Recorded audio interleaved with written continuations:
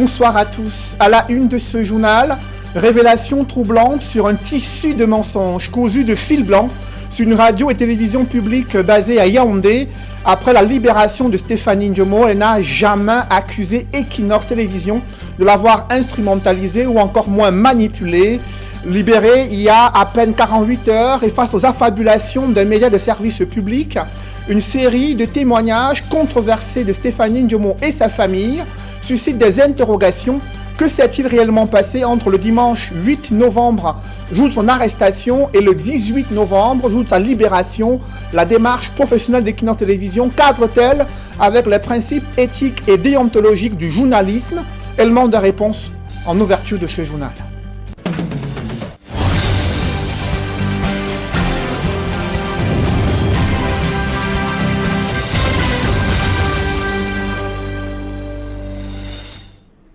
Merci de suivre cette édition complète de l'information sur Equinox Télévision.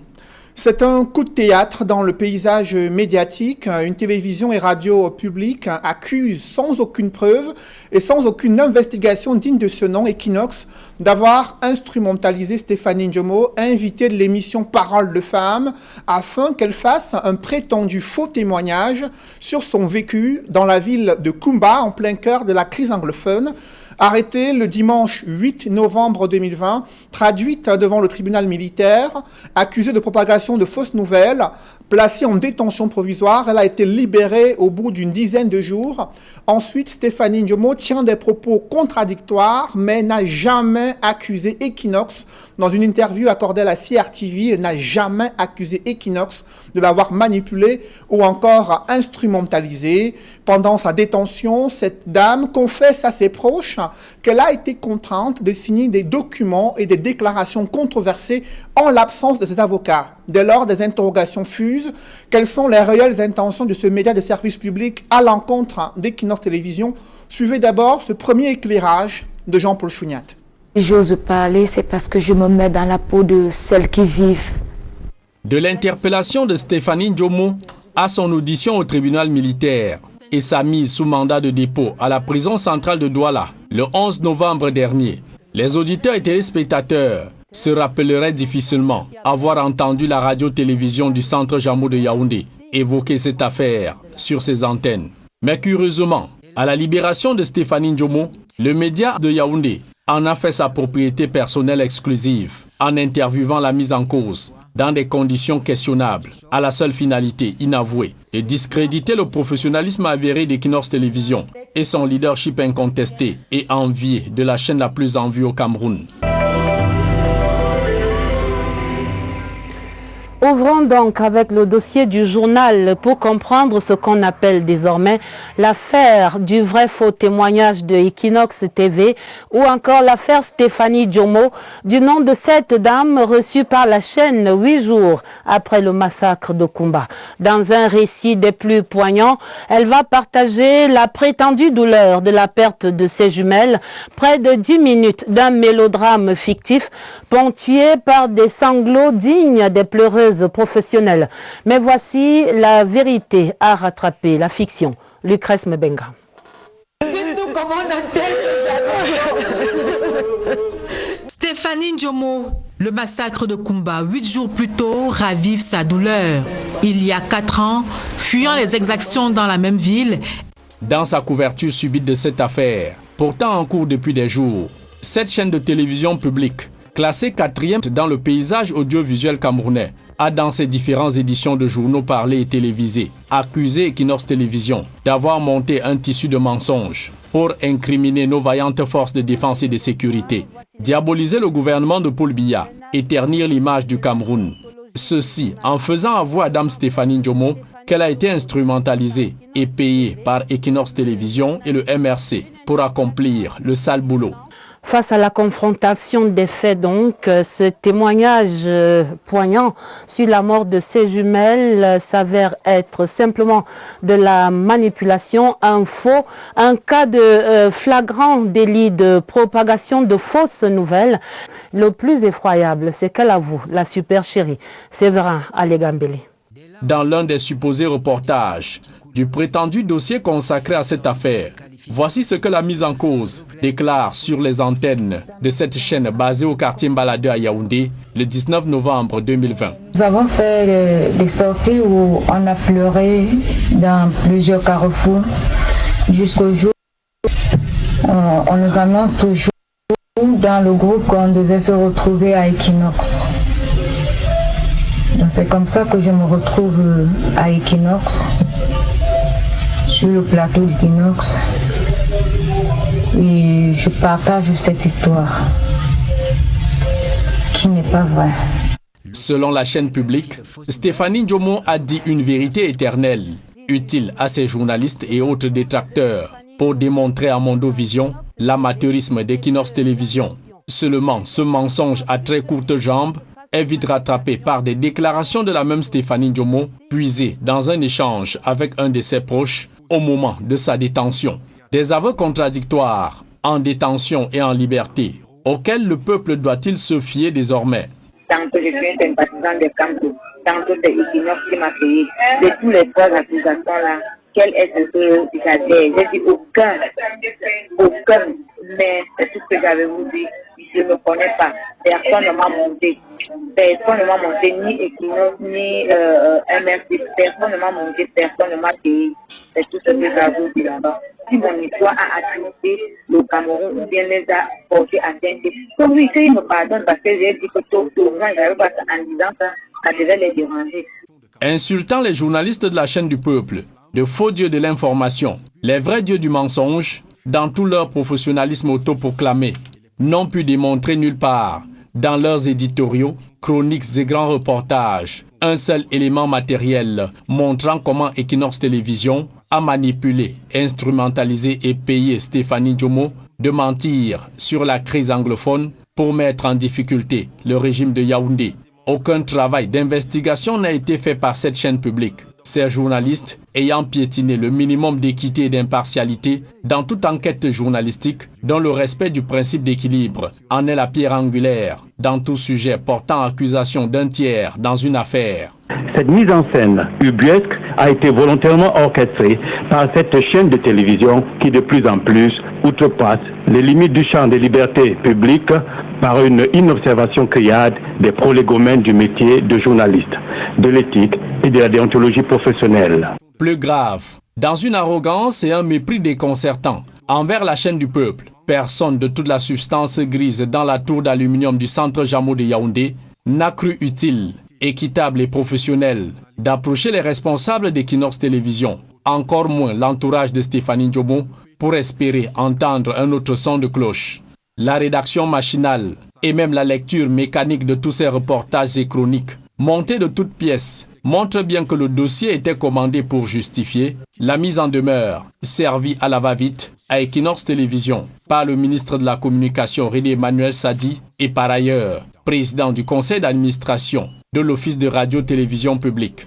Ces super journalistes ont si bien défendu leur big boss, se payant même le luxe de donner des leçons de journalisme à Equinox Télévision sur l'éthique et la déontologie, dont eux-mêmes peinent à respecter et mettre en pratique dans leur travail au quotidien.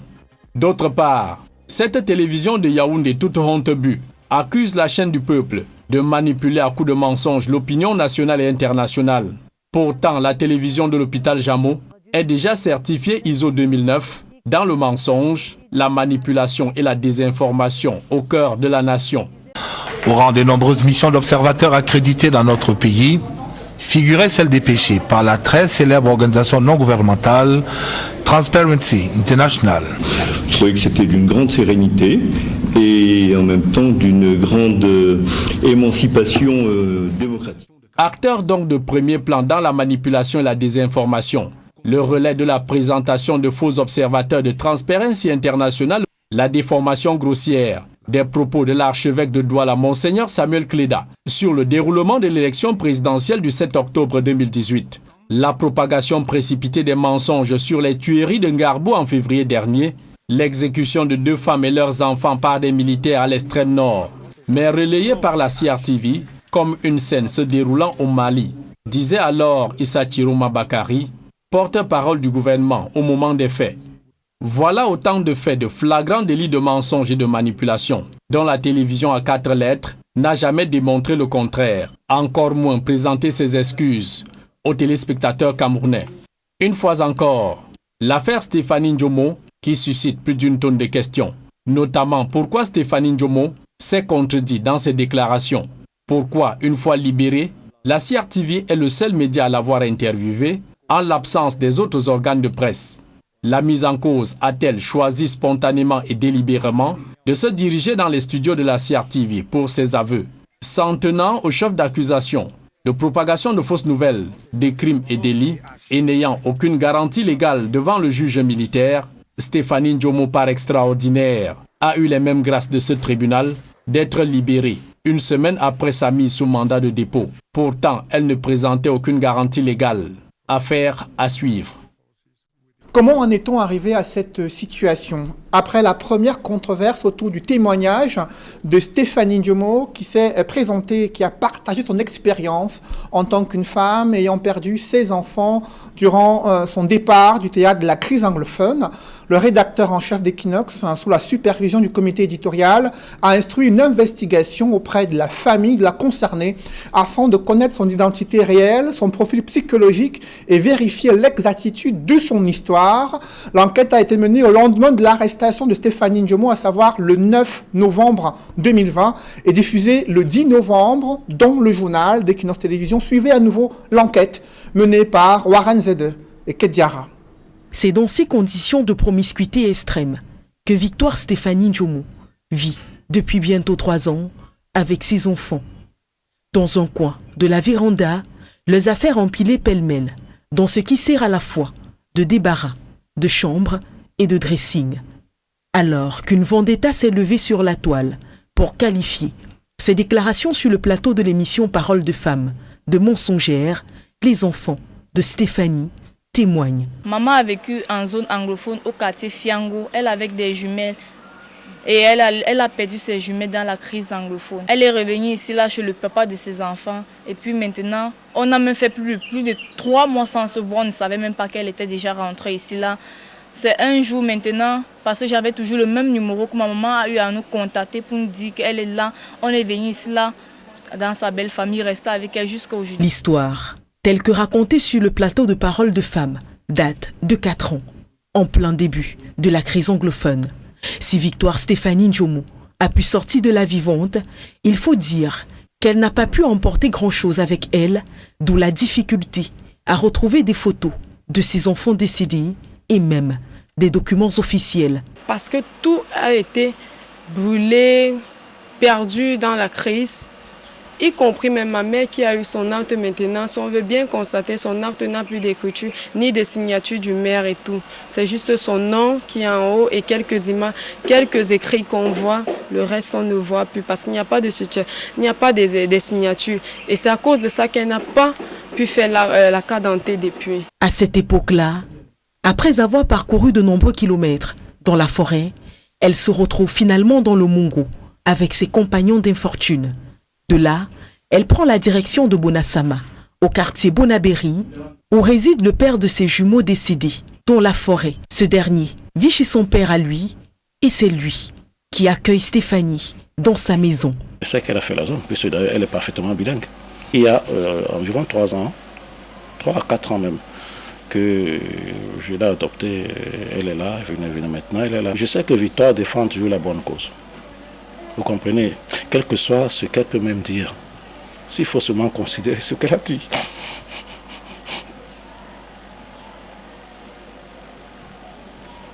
Je sais qu'elle défend toujours la bonne cause. 3 ans donc, que cette mère de famille vit dans cette maison avec ses autres enfants, dans des conditions extrêmes. Pourtant, pas pudeur, elle ne laisse rien paraître. Nous sommes étouffés. On vit selon comme Dieu. On dit tout, dans tout il y a Dieu dedans. Donc c'est Dieu qui nous maintient jusqu'au jour d'aujourd'hui. C'est toute une misère. Vrai qu'on fait l'effort de se cacher, mais c'est toute une misère. Ça fait depuis on n'a pas pu à l'école. Depuis, nous tous nous sommes à la maison. Dans la nuit du dimanche 8 novembre, soit 5 jours après son passage sur Equinox Télévision, la jeune dame, toujours sous le coup des accusations de certains followers, va se faire interpeller dans cette maison par des hommes et femmes en civil. Les informations en notre possession parlent d'une décision d'interpellation qui vient de Yaoundé. On dit qu'un parti politique l'est payé pour parler à Equinox. Pourtant, ce n'est pas le cas. C'est la situation de maman qu'elle a vécue, qu'elle a racontée. Nombreux sont des gens qui ne connaissent pas la vie des gens, mais ils s'hasardent à dire n'importe quoi dans des réseaux sociaux. Vous avez beau fréquenter avec elle, beau la connaître, mais vous ne connaissez pas par quoi elle est passée ou par quoi elle continue à passer. Ma mère n'a rien fait. Elle n'a juste dit ce qu'elle a vécu. Et je crois au moins que s'exprimer ne veut pas dire qu'on est condamné. Ces enfants, 4 au total, abandonnés à leur propre sort, appellent à sa libération. Pendant ce temps, son beau-père, secoué dans cette situation, plaide pour la santé fragile de Stéphanie. Là maintenant, il est question qu'on lui achète la ventoline, parce que si on la remet dans la cellule là, je ne sais pas ce qui va se passer après. Je ne sais pas. Vous savez, les asthmatiques, dans ces conditions-là, je ne sais pas s'il faut supplier ces gens de lui accorder ne serait-ce qu'une petite mesure à cause de sa santé. Je ne sais pas. Moi, je ne sais pas. C'est les autorités, sont eux qui décident. Mais je prie que pardon, même si on va lui faire n'importe quoi selon la loi, au moins qu'on la maintienne dans des conditions qui lui permettent. Ça va. La balle est désormais dans le camp des autorités. Enquête diffusée le 10 novembre 2020 sur les antennes d'Equinox Télévision, 24 heures, près de 48 heures pratiquement après l'arrestation de Stéphanie Ndjomo. Ce soir, Equinox, fidèle à sa démarche professionnelle, vous invite à suivre l'intégralité du témoignage de ses enfants. D'abord, Daphné Maeva, interrogée au moment où sa mère est placée en garde à vue, déclare que son histoire est réelle, accuse des Camerounais d'avoir alimenté une polémique infondée sur les réseaux sociaux et martèle qu'il n'y a aucune instrumentalisation. Je vous invite à la suivre à présent. Maman a vécu en zone anglophone au quartier Fiango, elle avec des jumelles et elle a perdu ses jumelles dans la crise anglophone. Elle est revenue ici là chez le papa de ses enfants et puis maintenant on a même fait plus de 3 mois sans se voir, on ne savait même pas qu'elle était déjà rentrée ici là. C'est un jour maintenant, parce que j'avais toujours le même numéro que ma maman a eu à nous contacter pour nous dire qu'elle est là, on est venu ici là. Dans sa belle famille, rester avec elle jusqu'au jour. Je me sens mal à l'aise parce que les gens ne savent pas ce qu'ils ont vécu. Les gens de peut-être 5 à 4 ans viennent raconter de 6 à 5 ans viennent raconter du n'importe quoi, ne sachant pas ce qu'elle a vécu bien après. Moi, je ne sais pas ce que je vais dire, mais c'est sa vie qu'elle a vécu. Elle a vécu ça. S'il vous plaît, arrêtez. Parce que ma maman est actuellement terrorisée. Je ne sais pas comment vous expliquer ça, mais je suis touchée. Maman, on a arrêté ma maman à cause de vos histoires. Je ne sais pas pourquoi vous faites ça. Je sais qu'on a des ennemis partout, mais s'il vous plaît, c'est une doléance. Arrêtez pour le bienfait de nous.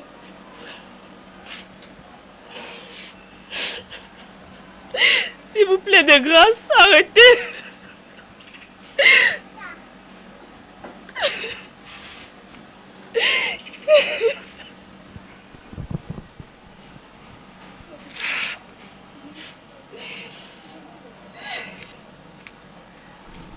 L'une des filles aînées de Stéphanie Ndjomo s'est aussi exprimée sur la situation carcérale de sa mère lors de cette enquête réalisée le 9 novembre et diffusée le 10 novembre sur les antennes d'Equinox Télévision. Elle confirme les propos de Stéphanie Ndjomo tenus sur l'émission Parole de femmes. Elle a exhorté les Camerounais et les autorités administratives à être plus sensibles à leur situation de misère et de pauvreté. Je vous invite à suivre Stéphanie, l'une des filles aînées de Stéphanie Ndjomo. Je me souviens que ma mère a eu des jumeaux à Kumba et nous on vivait ici à Douala, à Casa plus précisément, dans une maison abandonnée par mon père, de maison sans porte et sans fenêtre. Et ma mère a eu des jumeaux à Kumba et elle a perdu ses jumeaux. Elle est arrivée ici sur Douala, on n'avait même pas de contact. C'est 3 mois après qu'elle a pu contacter ma petite soeur parce qu'elle avait toujours son même numéro pour lui dire qu'elle est là. Qu'on s'est retrouvés aujourd'hui à Bonassama, dans sa nouvelle belle famille qu'elle s'est installée dedans et qui nous a accueillis jusqu'au jour d'aujourd'hui. Et toutes ces histoires que ma mère a racontées, c'est son histoire et cette histoire est très réelle. Aujourd'hui, je m'adresse devant les médias pour demander, s'il vous plaît, arrêtez, car ma mère n'a rien fait. Elle n'a juste dit ce qu'elle a vécu. Et je crois au moins que s'exprimer ne veut pas dire qu'on est condamné. Aujourd'hui, je m'adresse aux autorités en demandant que, s'il vous plaît, avant de vous appuyer sur des dits des gens, essayez de regarder un peu, venez un peu vivre, regarder la situation de ces personnes dans leur maison. Parce que vous ne savez pas, certaines personnes viendront dans des réseaux sociaux, parce que nous connaissons tous ce que les réseaux sociaux sont, raconter du n'importe quoi. Mais sont-ils venus regarder où nous vivons avant de raconter tout ce qu'ils racontent? Sont-ils venus regarder où on vit précisément, combien d'années, sans famille, sans rien? Parce que la famille qu'on a ici, c'est une belle famille à ma mère. Ce n'est pas notre famille. Que ces gens qui racontent du n'importe quoi, Dieu seul a le dernier mot pour eux. Dans quel état d'esprit se trouvait Stéphanie Ndjomo au lendemain de son arrestation? Quel est le profil psychologique de cette femme bien avant ces différents événements? Je vous invite à suivre à présent les explications de son beau-père, Ekoulé Félix René. C'est lui qui a accueilli sa belle-fille et ses premiers enfants dans sa maison à Bonabéry. En fait, Stéphanie venait souvent. C'était une amie à mon fils. Elle venait souvent, juste au moment où, bon, vous savez que ça se passe souvent.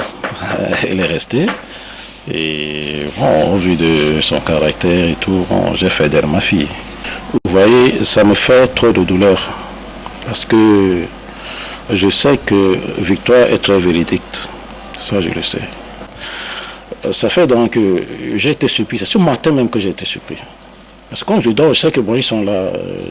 On l'a donné un ce matin, je me dis, écoutez, comment la police vient chercher, ou c'est la police vient chercher Victor, vous ne me dites pas. Ça m'a même fait une crise, vous savez, je suis hyper tendu. Donc ça m'a fait, j'étais obligé de rentrer encore me coucher un peu. Bon, je suis donc revenu, on en a discuté, on en a parlé. Mais je sais que Victor défend toujours la bonne cause. Vous comprenez? Quel que soit ce qu'elle peut même dire, s'il faut seulement considérer ce qu'elle a dit.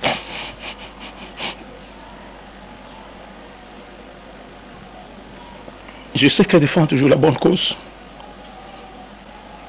Je vais à la PJ, on m'orienter. Je ne la retrouve pas. Je vais à la Légion. C'est là où on m'oriente au groupement. Mais l'état dans lequel j'ai trouvé ma fille, sachant qu'elle est une malade, elle est asthmatique. Elle suffoquait. Elle suffoquait vraiment.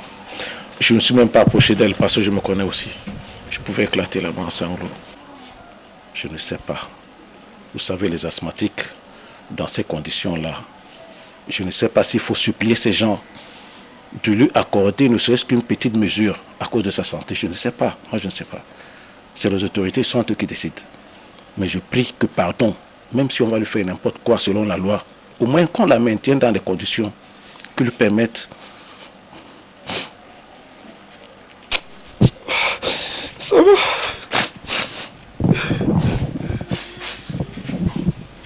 Vous venez de suivre Ekoulé René et les deux premières filles de Victoire Stéphanie Ndjomo, interviewées le 9 novembre 2020, des interviews qui viennent d'être diffusées en intégralité au moment où Stéphanie Ndjomo a retrouvé la liberté et a déclaré sur les antennes de la CRTV que son histoire n'est pas vraie.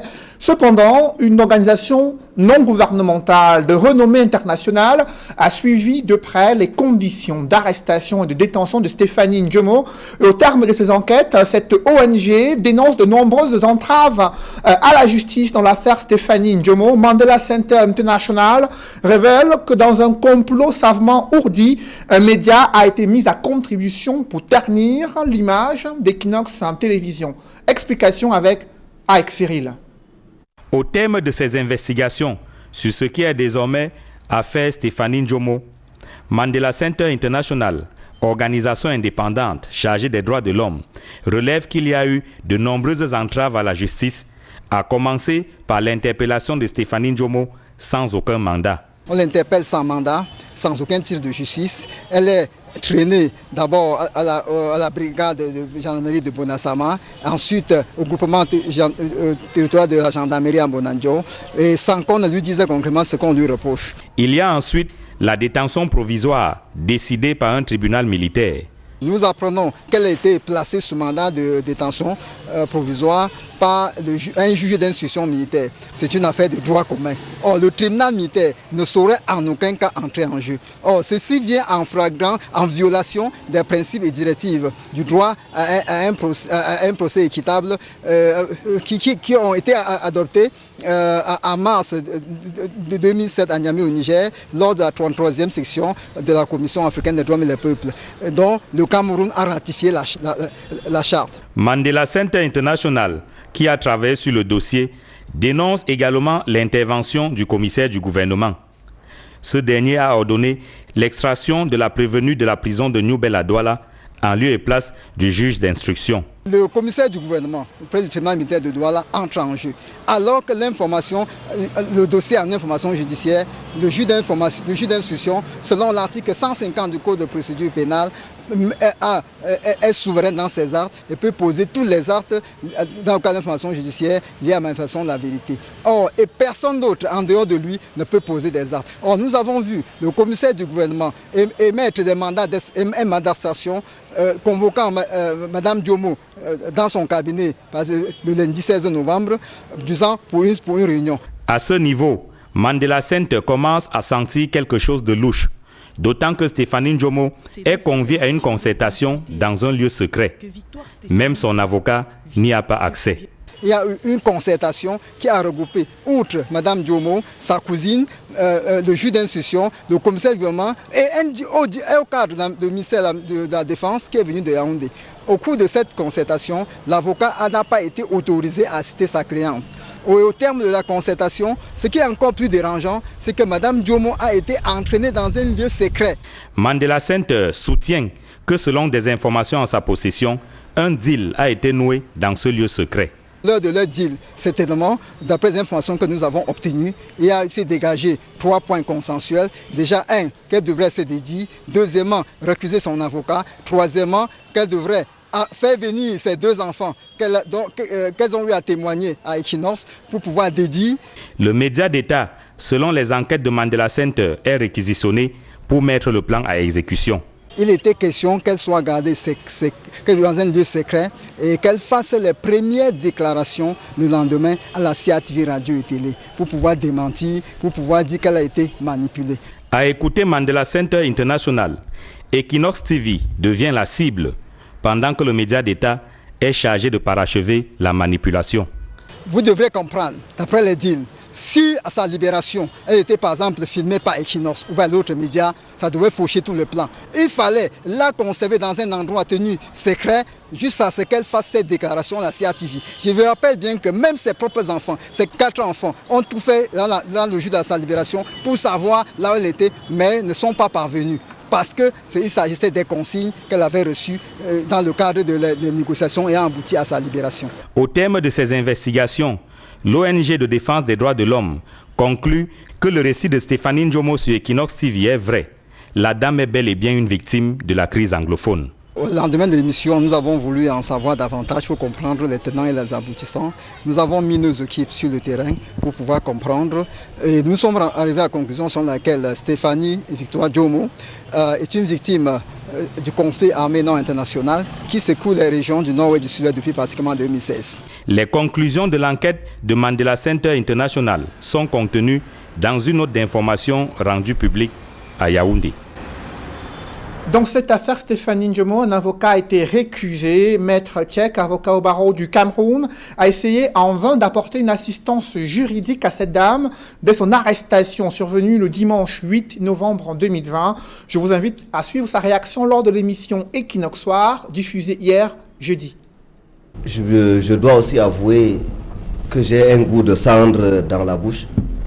Depuis le début de ma carrière, je n'ai jamais rencontré autant d'obstacles, autant d'entraves dans l'exercice de ma profession d'avocat.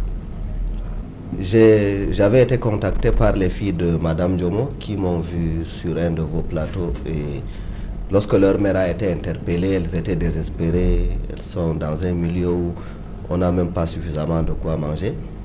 Elles m'ont contacté et m'ont prié de prendre la défense de leur mère, tout en me précisant qu'elles ne pouvaient pas me verser le plus petit franc à titre d'honoraire.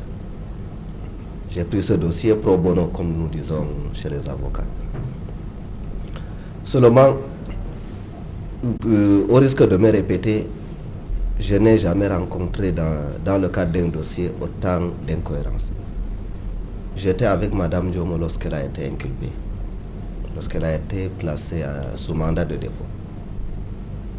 À ma grande surprise, Madame Djomo a été extraite de la prison le lundi, sans qu'on ne m'ait averti. Elle a été extraite de la prison non pas par le magistrat instructeur qui l'avait placée sous mandat de détention provisoire, mais plutôt par le ministère public, c'est-à-dire le commissaire du gouvernement. Lorsque j'ai été informé, j'ai eu le temps de me précipiter au tribunal militaire et j'ai trouvé que Madame Djomo était dans le bureau du commissaire du gouvernement avec un médiateur représentant du ministre de la Défense, avec le juge d'instruction. J'ai demandé à assister à l'entretien, on ne me l'a pas permis. Donc de 8h jusqu'à 16h, elle s'est entretenue avec ses autorités judiciaires.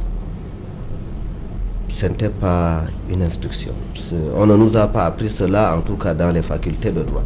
Dans les facultés de droit, on nous a appris que lorsque vous défendez quelqu'un, vous l'assistez à chaque fois qu'on veut s'entretenir avec elle. On ne me l'a pas permis. Le lendemain, j'ai été informé, pas par Madame Djomo, mais par des membres de sa famille et tout, qu'elle a été soumise à des questions pressantes sur la nature des relations qu'elle a avec moi, sur le comment elle fait pour payer un avocat, et tout, sur son acquaintance avec un célèbre parti politique d'opposition, sur ses acquaintances avec une télévision, autant de choses. J'ai, comme de juste, vigoureusement protesté et j'ai annoncé mon intention de demander l'annulation de toute la procédure. Et c'est sur ces entrefaites que Madame Djomo m'a remercié de mes services et m'a annoncé qu'elle allait se passer de mes services. En clair, j'ai été déconstitué du dossier. C'était hier. Déconstitué de ce dossier. Ensuite, il y a eu la libération de Stéphanie Djomo qui a déclaré sur les antennes de la CRTV que son histoire n'est pas vraie. Equinox Télévision a reçu une interpellation du ministre de la Communication le 12 novembre 2020. René Emmanuel Sadi met en demeure la chaîne en s'appuyant sur les supposées déclarations de Stéphanie Djomo dans le cadre de l'enquête menée par les services spécialisés. En réaction, le président directeur général du groupe Equinox a contesté certains éléments de cette correspondance. Selon Séverin Tchunke, il n'y a eu aucune manipulation, encore moins instrumentalisation, ni rétribution de cette dame, invitée, comme toutes les autres femmes, à un programme dont l'objectif n'était pas du tout de ternir l'image du Cameroun et non plus de ternir l'image de l'armée camerounaise. Explication avec Gladys Sidier. Le ministre de la Communication, en date du 12 novembre 2020, a adressé une mise en demeure au groupe Equinox. Dans sa correspondance, le ministre de la Communication interpellait les responsables de la chaîne sur des dérives éthiques et déontologiques qui auraient été commises dans le cadre de l'émission Parole de femmes du mardi 3 novembre 2020, dans laquelle ont pris part des concitoyennes se présentant mensongèrement comme des victimes de la situation de crise qui prévaut dans les régions du Nord-Ouest et du Sud-Ouest, selon les termes du document. Ce même 12 novembre, le président directeur général d'Equinox a réagi. Séverin Tchunke s'inscrit en faux contre ces assertions qui ne reposent sur aucun fait probant. Sur les supposés manquements aux règles éthiques et déontologiques, nous nous inscrivons en faux contre ces assertions qui ne reposent sur aucun fait probant. Pour preuve, Equinox Télévision est à ce jour un des rares, si ce n'est le seul organe de presse au Cameroun à n'avoir jamais reçu le moindre avertissement de l'organe de régulation qu'est le Conseil national de la communication et mieux, du ministère de la communication.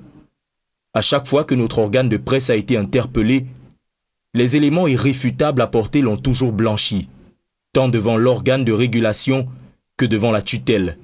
Nous sommes donc convaincus qu'il en sera de même cette fois-ci.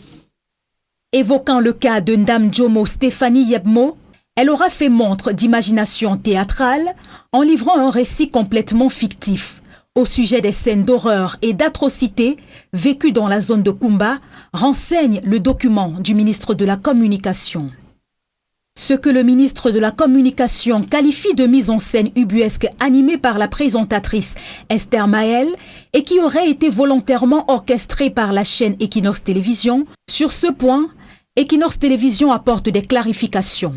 Il est connu de tous les téléspectateurs que l'émission Parole de Femmes a pour présentatrice principale Julie Nguyen-Yondé, qui à cause des soucis de santé s'est faite remplacer par sa collègue Esther Maël, selon une procédure administrative. Au préalable, Julie Nguyen-Yondé avait déjà organisé l'émission à la suite du massacre des élèves perpétrés par des bandes terroristes à Kumba, dans le sud-ouest. L'objectif de cette émission était de permettre aux femmes de s'indigner. La chaîne Equinox Télévision met au défi quiconque de prouver que ses invités dans toutes les émissions sont instrumentalisés pour manipuler l'opinion nationale et internationale, comme l'indique le communiqué du ministre de la Communication. Sur le plan déontologique, notre démarche a consisté à vérifier l'exactitude des propos de Mme Stéphanie Njomo, qui a été interpellée quelques jours après son intervention à l'émission Parole de Femmes.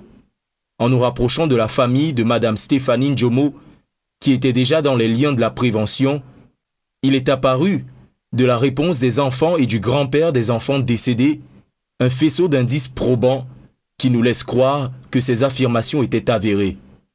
Conformément à ce que nous exige la déontologie, cette partie de l'enquête a été rendue publique dans l'émission Parole de Femmes du mardi 10 novembre 2020. Le ministre de la Communication, dans sa mise en demeure, demande à Equinox Télévision de mettre un terme à la production itérative des émissions dont le contenu, de façon récurrente, sont en violation flagrante des dispositions pertinentes de la loi numéro 2015/007 du 20 avril 2015 régissant l'activité audiovisuelle au Cameroun, ainsi que les dispositions législatives et réglementaires en vigueur. En guise de réponse, le président directeur général d'Equinox fait savoir que la chaîne a maintenu toutes ses émissions et réaffirme que ses programmes sont produits et réalisés dans le strict respect des règles éthiques et déontologiques, dans le professionnalisme et en toute responsabilité, selon les canons du métier de journaliste. Et pour commenter cette affaire rocambolesque, je reçois sur ce plateau l'éditorialiste Edmond Kambia. Edmond, bonsoir. Bonsoir Cédric Noufélé, je salue les téléspectateurs de cette émission. Vous avez suivi ces reportages réalisés sur une télévision et radio publique basée à Yaoundé. Quel regard portez-vous sur la démarche qui a été la leur dans le cadre de ces reportages? Je tiens à dire que la démarche menée par la radio et la télévision basée à Yaoundé va dans le sens contraire aux règles éthiques et déontologiques dans le métier de journaliste. C'est ce qu'il convient d'abord de dire. Nous allons ensuite le démontrer, point par point, à la lumière des reportages, des enquêtes que nous avons menées sur le terrain, qu'Equinox Télévision a menées sur le terrain. Je tiens d'abord à dire qu'en matière d'éthique et de journalisme, il y a des textes de référence, il y a également des pratiques professionnelles. Et en matière de textes de référence dans ce métier, il faut dire que les textes qui gouvernent ce métier dans le monde, c'est la charte de Munich, c'est la charte d'éthique professionnelle des journalistes. Et au Cameroun particulièrement, il y a le code de déontologie de l'Union des journalistes du Cameroun, mais il y a également le code d'éthique et de déontologie du gouvernement. Mais ce qu'il convient de retenir, c'est que de toutes les chartes, il y a un point essentiel qui aurait dû gouverner le travail de nos confrères d'en face. C'est que toutes les chartes déontologiques insistent sur la vérification des faits. De bout en bout, nous nous rendons compte que le dossier diffusé par une radio et une télévision de la place ne sont conformes à rien en ce qui concerne l'éthique et la déontologie. Ils n'ont vérifié aucun fait. permettez que nous puissions revenir un peu sur le travail mené par cette radio et cette chaîne. Justement, quelles sont les incohérences que vous avez pu souligner? Oui, nous notons par exemple, et on peut retenir là, que dans le dossier présenté par cette radio et cette télévision, même dans leur montage, les journalistes de la CRTV, pour ne pas la citer, n'ont pas pu démontrer la collusion entre Dame Victoire Stéphanie Ndjomo et Equinox Radio et Télévision. La CRTV présente les femmes invitées à l'émission Parole de femmes comme un groupe de pleureuses professionnelles. Je tiens à dire que s'ils avaient vérifié l'information, ils ne l'auraient jamais dit. Pourquoi? Parce que ces femmes-là ne sont pas du tout un groupe de pleureuses professionnelles. Il s'agit des femmes qui se sont retrouvées sur un dénominateur commun. Elles étaient indignées par l'assassinat des 7 enfants à Kumba. C'est ça qui les a rassemblés. Et on les a vus ici, à Douala, aller à Bonanjo, devant les services du gouverneur, rencontrer même des responsables à qui ils ont même remis un mémorandum pour dire combien elles étaient touchées par ce qui s'est passé à Kumba. C'est les mêmes femmes. On les a vues au rond-point d'Edo exprimer leur indignation, leur ras-le-bol contre la guerre dans le nord-ouest et le sud-ouest, et particulièrement par rapport aux enfants assassinés de Kumba. Et je tiens à préciser qu'une partie de ces dames s'est rendue à Kumba le jour du deuil national. Ce ne sont donc pas, et je tiens à le répéter, parce que ce média-là n'a pas vérifié les faits, ce ne sont pas un groupe de pleureuses professionnelles. Continuons cette démonstration pour dire qu'en réalité, au sujet de l'enquête ou du dossier présenté par ce média-là, qui présente Equinox aujourd'hui comme un faux dieu en matière d'information, il faut dire que dans le déroulé de leur dossier, à un moment donné, ils se trompent sur l'heure de l'émission. Cela signifie qu'ils ne connaissent même pas l'émission Parole de femmes. Qu'est-ce qui se passe? Dans l'un des reportages d'une consoeur, elle dit un peu avant 21h, elle évoque le décor de présentation de l'émission Parole de femmes. Parole de femmes n'a jamais été diffusée avant 21h les mardis. Ça passe forcément après Equinox Soir. Et tout le monde sait, tous les téléspectateurs fidèles d'Equinox Soir savent qu'Equinox Soir commence à 19h, il y a le journal à 20h, il y a le débrief, et puis l'émission s'achève à 21h. Parole de femmes commence au plus tôt, à partir de 21h, 5 minutes. Mais quand dans leur reportage, ils disent avant 21h, je crois qu'ils parlent de quelque chose qu'ils n'ont jamais vu. Pour parler encore de ce média-là, qui semble donner des leçons à Equinox Télévision, il faut dire que ces femmes, évoquant notamment la présentatrice, l'animatrice de l'émission, ils nous ont donné l'impression que c'était une mise en scène et que la présentatrice de l'émission a participé par les pleurs en larmes à cette mise en scène. Non, pas du tout. Il n'y a jamais eu de mise en scène, il n'y a eu jamais orchestration. Ces femmes se sont retrouvées ici, nous ne les connaissions pas. Et vous l'avez si bien dit, on ne rétribue jamais les invités des émissions à Equinox Télévision. On ne les paye pas, on ne les instrumentalise pas. Et pour le dire, au sujet de la présentatrice de l'émission, qu'ils ont traité de participante à la mise en scène, je dois dire qu'en réalité, même si il faut le reconnaître, il est convenu que l'animateur, le présentateur doit garder la distance par rapport à l'émotion face à un événement dans la présentation, dans l'organisation du débat.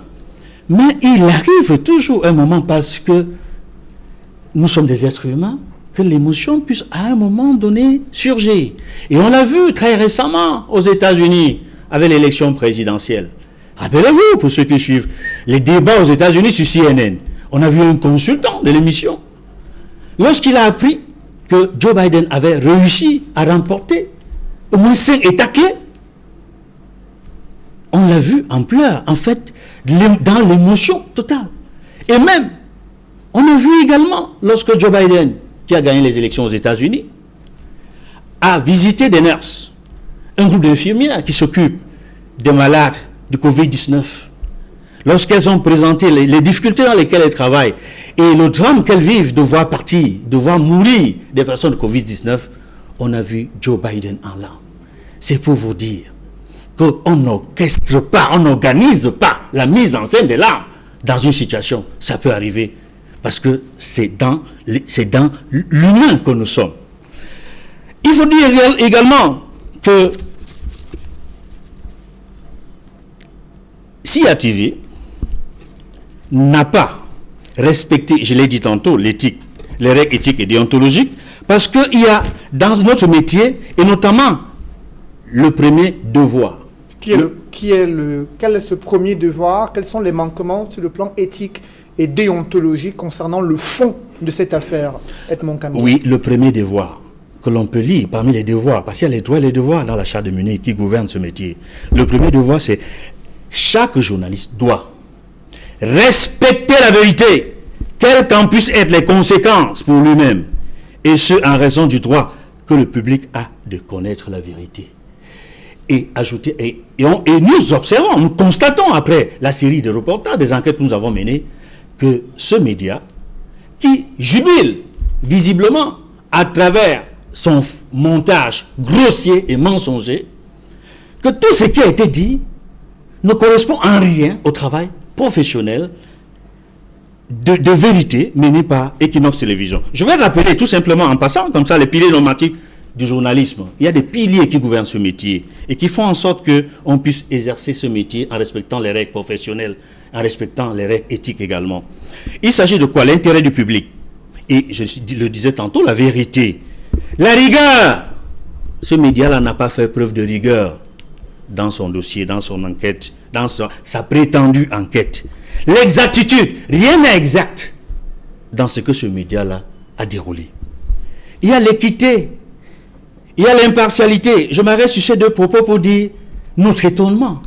Comment se fait-il qu'un média de service public qui bénéficie de la redevance audiovisuelle puisse faire tout un dossier, nulle part, ils sont passés tout le temps à citer Equinox Télévision, mais ils n'ont jamais recherché la version de fait d'Equinox Télévision. L'équité, l'impartialité, est-ce qu'ils ont respecté l'équité? Est-ce qu'ils ont respecté l'équilibre de l'information? Est-ce qu'ils ont respecté l'impartialité? Non.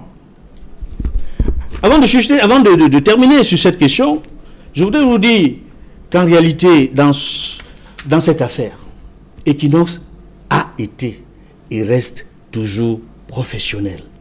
Et si vous le permettez, je montrerai en quoi nous avons été professionnels. Justement, c'est le point qui préoccupe le plus dans le cas de l'affaire Stéphanie Ndjomo. Ses confrères parlent de manipulation, d'instrumentalisation dans le but de ternir l'image du Cameroun. Qu'en est-il concrètement de la démarche professionnelle menée par Equinox Télévision depuis l'arrestation de cette dame le 8 novembre 2020? Oui, je commencerai par les propos tenus par Dame Victoire Stéphanie Ndjomo au regard de ce qu'elle a dit sur cette chaîne, sur cette radio, sur cette chaîne, qui aurait dû montrer l'exemple, mais qui ne fait pas honneur aux Camerounais, qui ne montre pas l'exemple. Lorsque je sais que je suis un produit de l'ESTIC, même si par la suite je suis allé à l'IRIC, mais je sais que la majorité des journalistes de la CRTV sont des gens bien formés, qui ont été pour la plupart à l'ESTIC, mais le travail qu'ils rendent ne correspond pas à la formation qu'ils ont reçue. Et ça questionne non seulement la formation, mais la pratique qui est menée là-bas à la CRTV. Je ne reviendrai pas sur le message du patron de la CRTV lorsqu'il a pris ses fonctions, parce qu'il disait que c'était le tam-tam du président. Ce n'est qu'une parenthèse. Sur les propos de Dame Victoire Stéphanie Ndjomo, je dois préciser ceci. Nous ne sommes ni des juges, ni des directeurs de conscience. Parce que quand elle arrivait à Equinox Télévision, pour l'émission du mardi 3 novembre 2020, elle était libre de ses propos, comme d'ailleurs tous les autres panélistes, tous les autres invités à cette émission. Les propos de Dame Victoire Stéphanie n'engagent qu'elle-même. Equinox Télévision ne l'a ni payé pour passer à cette émission. Equinox Télévision ne l'a jamais instrumentalisé pour quoi que ce soit. Il faut également dire que nulle part dans le passage de Dame Victoire Stéphanie Ndjomo dans ce média-là, Dame Victoire n'a jamais, je dis bien jamais, accusé Equinox Télévision de l'avoir instrumentalisé. Elle n'a jamais accusé Equinox Télévision de quoi que ce soit. Rentrons maintenant sur l'aspect essentiellement professionnel de ce que nous avons fait. Equinox Télévision n'a rien fait qui vise à influencer les invités de l'émission de Parole de Femmes. Il ne l'a d'ailleurs jamais fait. Notre démarche est sincère et professionnelle, Sédik Noufélé. Quand nous avons appris l'existence d'une polémique, après le passage de Dame Djomo à l'émission Parole de Femmes du mardi 3 novembre 2020, avec le réflexe de professionnel que nous avons, nous n'avons pas attendu que quelqu'un nous interpelle pour nous dire qu'il y a quelque chose qui ne va pas. Nous avons vu tout ce qui se disait sur les réseaux sociaux. Nous avons immédiatement entrepris de mener une enquête sur le terrain pour nous assurer, pour vérifier, et je le disais tantôt, que l'ensemble des chartes et codes déontologie insistent sur la vérification de faits. Nous sommes allés vérifier nous-mêmes les faits, c'est-à-dire sur la base des propos tenus à cette émission-là par Dame Victoire Ndjomo Stéphanie. Vous avez publié les témoignages, on a vu les témoignages de ces reportages, de ces enquêtes, et on a constaté, in fine, que tout ce qu'elle a dit correspondait à la réalité, était conforme aux faits.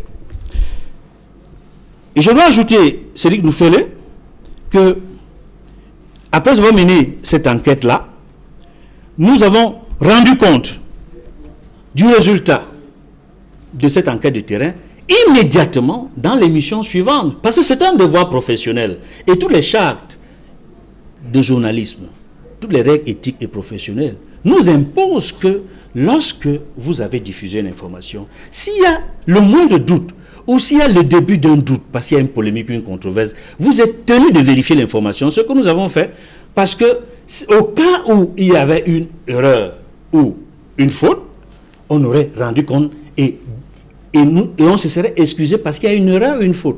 Mais nous avons vérifié, nous avons rendu compte qu'il n'y avait ni erreur ni faute. Et c'est pourquoi le PDG d'Equinox Télévision a été reçu en audience par le ministre de la Communication, qui lui avait adressé une lettre d'interpellation, parce qu'il y avait des malentendus au sujet de cette émission-là, parce qu'il y avait une polémique, une controverse. Et je tiens à dire que tout au long de l'émission Parole de Femmes, tout au long de cette polémique, de cette controverse, nous avons reçu, pas seulement moi-même, mais beaucoup de mes collaborateurs, des félicitations d'éminents enseignants de journalisme pour le doigté que nous avons eu, pour le respect des règles professionnelles, pour le respect de l'éthique, pour le respect des canons du métier, de bout en bout, pour ce métier. Et je défie quiconque de nous montrer la moindre faute professionnelle, la moindre erreur que nous aurions commise sur le plan éthique et déontologique. C'est ce qu'il fait. Merci Edmond Kamga pour toutes ces explications et ce cours magistral de journalisme. Je précise que vous êtes éditorialiste au sein du groupe Equinox Télévision. Dans ce journal, des reportages avant la deuxième partie de l'émission Equinox Soir, dans le cadre de la journée mondiale de lutte contre le diabète, célébrée il y a quelques jours, le groupe Ecobank a apporté sa pierre à l'édifice en procédant à une remise de dons en matériel médical à l'hôpital général de Douala. Reportage. Agir ensemble pour une meilleure santé. Une vision chère au groupe Ecobank. À l'occasion de la journée Ecobank 2020, la banque panafricaine a tenu à réaffirmer son statut d'entreprise citoyenne en multipliant de stratégies pour lutter contre les maladies non transmissibles. Après la sensibilisation et la prévention contre le cancer l'an dernier, le choix est porté cette fois sur une autre pathologie tout aussi dangereuse. Il s'agit du diabète. Ecobank Day. La journée Ecobank, c'est une journée créée par la fondation Ecobank. Tout ceci pour apporter de l'aide à toutes les communautés dans lesquelles nous opérons. Durant l'année, nous choisissons une maladie non transmissible et nous venons en aide à toutes les personnes victimes de cette pathologie. L'année passée, nous avons choisi de lutter contre le cancer. Cette année, on s'est focalisé sur le diabète. On a procédé à des sensibilisations et à des dépistages gratuits.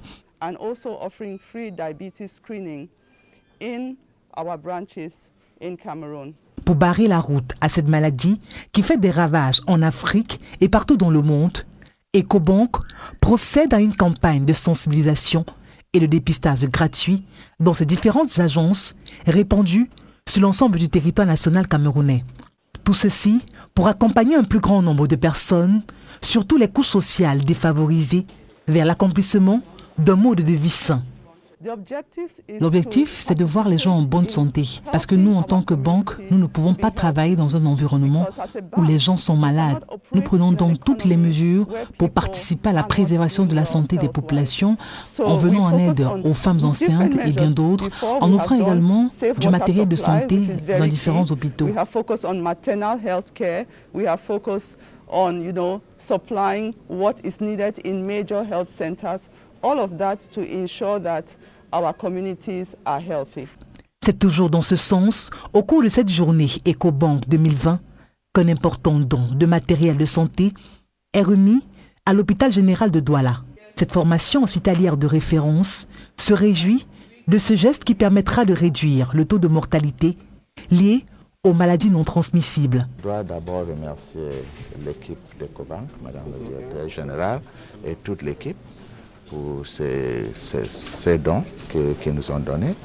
Et je vais vous la rassurer que ces donations seront utilisées pour la prise en charge de ces malades diabétiques et les autres maladies non transmissibles. Nous allons utiliser ces dons d'abord dans une première phase pour le dépistage.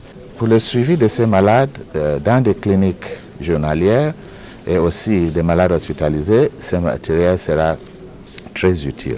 En effet, le groupe EcoBank, qui focalise sa responsabilité citoyenne dans les domaines de santé, éducation et inclusion financière, a initié toute une campagne sur 3 ans pour la sensibilisation aux maladies non transmissibles et éduquer les communautés sur les modes de vie à adopter pour rester en bonne santé. Les supermarchés Dove récompensent leurs fidèles clients et célèbrent leurs meilleurs employés. La cérémonie qui s'est déroulée à Dove Mendon rentrait dans le cadre de la célébration du 17e anniversaire des supermarchés Dove. Une occasion pour ces supermarchés d'annoncer d'autres surprises agréables à l'approche des fêtes de fin d'année. Reportage. Le temps avait déjà été donné à Messama Ndongo il y a quelques semaines. Dove Mendon a élevé le niveau en offrant aux élus du jour une consécration à la hauteur de leur fidélité. Habitués à faire leurs achats dans les supermarchés Dove, la chance a voulu qu'ils soient parmi les heureux gagnants de la tombola organisée pour marquer d'une pierre blanche le 17e anniversaire. Réfrigérateurs, téléviseurs écran plasma, robots mixeurs et plusieurs autres lots ont été remis à une 50aine de clients parmi les plus fidèles. Un vrai cadeau de Noël, bien avant le jour dit. C'est vrai que je fais des courses 2 à 3 fois par semaine depuis janvier 2014. Et puis bon, le résultat est là. Je vais dire merci beaucoup déjà au PDG, à tous ceux qui ont concouru à ce que nous ayons ce résultat. Je leur dis merci et je leur dis vraiment d'œuvrer pour que cette entreprise continue à fonctionner, que cette entreprise continue à grandir. Je dis merci à Dieu parce que nous avons été récompensés pour notre fidélité. Nous étions les tout premiers clients depuis Mokolo. Je voudrais encourager le président DG de Dove à continuer dans la même lancée. Parce que ma période remarque qu'il s'occupe suffisamment de la jeunesse et il donne l'occasion aux jeunes de s'exprimer pour qu'ils puissent sortir, n'est-ce pas, du chômage. C'est bien la preuve que lorsque Dove promet, il réalise. Cette cérémonie de récompense des clients annonce les couleurs des surprises agréables qui pointent à l'horizon à l'occasion des fêtes de fin d'année. Aujourd'hui, Dove a décidé de satisfaire sa clientèle. Ce que Dove promet, il réalise comme toujours. Ceci annonce aussi le lancement de la campagne de fêtes de fin d'année qui s'annonce. Et la même émulation qui s'est créée avec le 17e anniversaire sera pareille, sinon plus même encore, à la clôture des fêtes de fin d'année annuelles. Si cette cérémonie a permis de récompenser les clients qui font confiance au supermarché Dove, elle a aussi et surtout déroulé le tapis rouge à ceux des personnels qui travaillent sans relâche, de jour comme de nuit, pour le rayonnement de l'entreprise. Je suis honoré de l'honneur qui m'est fait aujourd'hui et je remercie vraiment le directeur général pour la confiance qu'il me fait. Et j'espère et souhaite et promets aussi surtout de continuer à tout faire pour mériter cette confiance. Je vous remercie aussi toute l'équipe qui travaille avec moi et parce que c'est un effort commun. Donc tout le monde met la main à la pâte pour avoir ce résultat final. Du meilleur designer au meilleur superviseur d'agence, en passant par les meilleurs chefs de produits, de rayons, de guichets boulangerie, sans oublier le prix d'excellence de la division achat et le prix spécial de la direction commerciale. Aucun service n'a été épargné par cette pluie de cadeaux, constituée de diplômes et autres motivations financières. De quoi booster davantage le moral des troupes, dont le dévouement fait de Dove ce qu'il est aujourd'hui.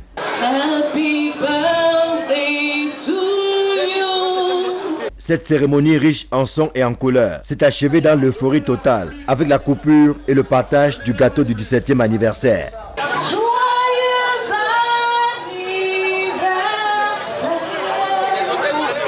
C'était beau, c'était bien, et vivement le 18e anniversaire.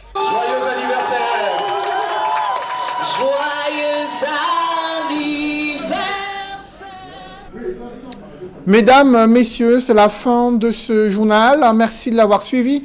Juste après cette édition de 20h, retrouvez Serge Alain Antou et ses invités pour le débrief du journal sur le plateau d'Equinox Soir. Serge Alain. Respect de l'éthique et de la déontologie dans l'affaire Stéphanie Ndjomo, Equinox Télévision n'a pas failli. Vous l'avez signalé et on le martèle à nouveau à travers la démarche professionnelle qui a été celle d'Equinox Télévision depuis le déclenchement d'une controverse autour du premier témoignage de Stéphanie Ndjomo dans le cadre de l'émission Parole de Femmes diffusée le 3 novembre 2020. Au lendemain de son arrestation survenue le dimanche 8 novembre, Equinox a mené des enquêtes auprès de sa famille pour vérifier son identité et l'exactitude de son témoignage. Il en ressort à travers ces témoignages de ses enfants et son beau-père que son histoire, selon leurs propres termes, est réelle et que les polémiques soulevées jusqu'ici sont infondées. Ils avaient à ce moment-là appelé à la libération de leur mère. À la grande surprise, à peine libérée, elle déclare que son histoire n'est pas vraie et sans aucune preuve, sans aucune investigation, une chaîne de télévision, une radio basée à Yaoundé ont tenté d'accuser Equinox d'avoir instrumentalisé ou manipulé cette dame de fausses allégations et de fausses affabulations. C'est Jala. Voilà, madame, monsieur, c'était donc le journal le plus attendu de ce vendredi avec Cédric Nouffelé. Bonne soirée à vous, Cédric. Bonne soirée à vous, Serge Alain. Rendez-vous lundi, 20h.